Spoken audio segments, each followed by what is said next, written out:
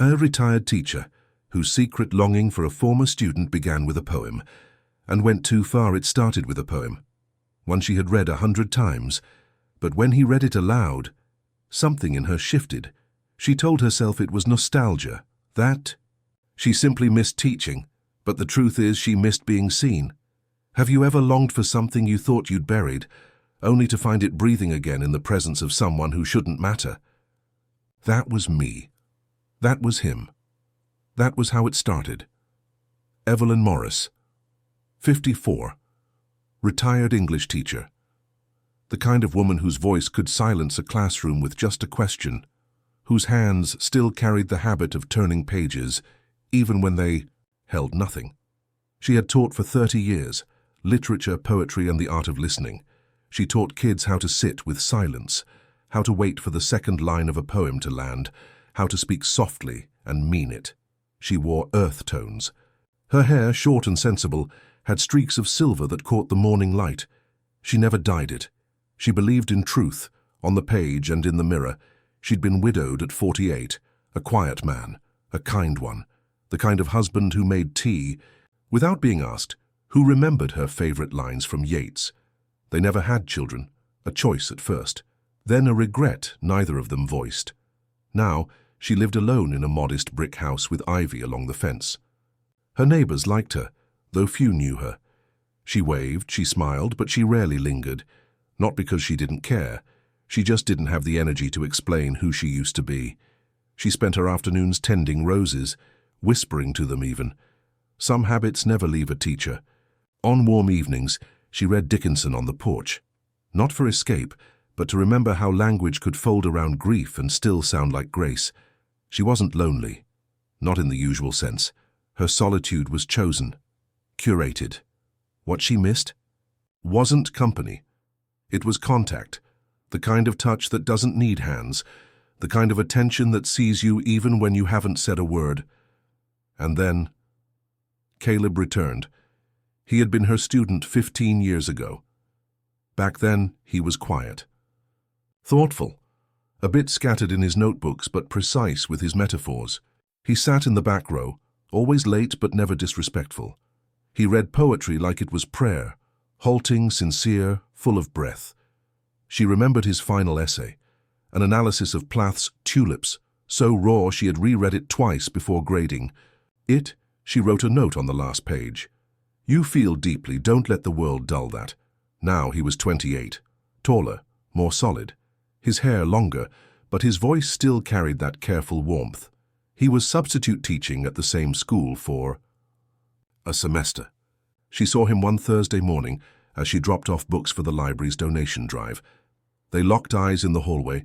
Hers widened in delayed recognition, his lit up like someone had pressed play on an old memory. Ms. Morris? Caleb?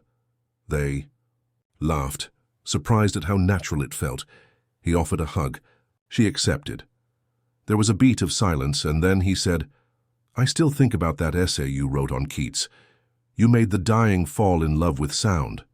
She blinked. She hadn't thought about that lesson in years. He asked if she wanted to grab coffee sometime, talk books, catch up. She nodded too quickly and smiled too long. She said yes before she had time to consider why. That night, she found the old essay in a box in her closet. She read her own handwriting like it belonged to someone else. Someone bolder. Someone who believed that words could reach across time. And in a way, maybe they had. They met once a week at a small bookstore café tucked behind the town's used vinyl shop. The chairs didn't match. The tea was always slightly too strong, but the bookshelves whispered comfort and the lighting forgave age. He brought his journal. She brought old anthologies, Bishop, Rilke, and always a bit of Neruda. Sometimes they read aloud to each other. Other times they just talked about lines they couldn't forget. One Wednesday, he pulled out a folded page. This one's been sitting with me, he said. It was Neruda. The kind of poem that doesn't apologize for desire, one of those stanzas where breath slows down, where every word presses against skin, even on the page. He didn't read it to her, but she heard it that way. His voice was soft, but not timid. He read with weight, like someone who knew the words meant more than their literal meaning. When he finished, She didn't speak right away. She looked out the window at the dogwood tree and swallowed something thick. Something inside her reached. She began waiting for Wednesdays, not because of routine, but because of possibility. His smile when he arrived, the way he asked, "What?" Did you think of that line? As if her mind hadn't dulled, as if it still carried light. She started wearing earrings again, simple pearls, lipstick, soft plum, nothing dramatic, just enough to feel remembered. She caught herself rereading poems twice before their meetings, not to impress him, but to find something worth saying, something she hadn't said in years, and when he spoke she leaned in, not physically, but emotionally, as if hearing him somehow rearranged the furniture in her memory. For the first time in years, she wondered what her hands looked like when someone watched them turn pages. The poem stayed with her all week. Not its meaning, its mood. It had awakened something, and she didn't know if she wanted it to go back to sleep. He wasn't doing anything wrong, but he wasn't doing nothing either.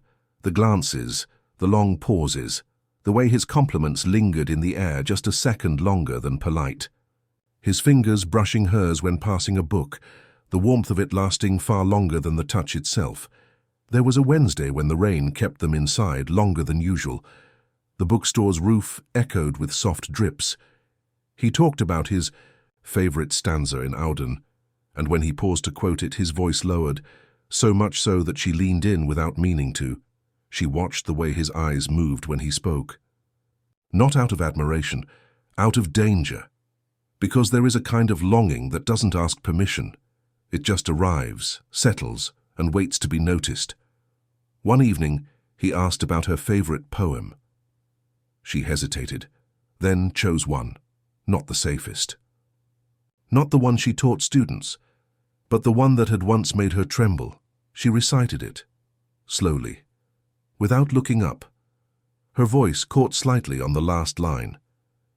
When she finally met his eyes, they hadn't left her, and in that moment everything around them, the chipped mug, the mismatched chairs, the fading lamplight, fell away. For a moment, she forgot every rule she'd ever followed. She imagined leaning in, her hand resting on his, the space between them closing. A kiss that wouldn't be scandal, only solace. She didn't, but she thought about it every night after. Not with shame, with ache. One day he didn't show up. No message, no rain check, just absence. At first, she checked her phone twice that day, then 3 times. By evening, she stopped pretending she wasn't waiting. A week later, she saw a post, a photo of a new classroom, a new school, a smiling caption. Excited for this next chapter. No goodbye.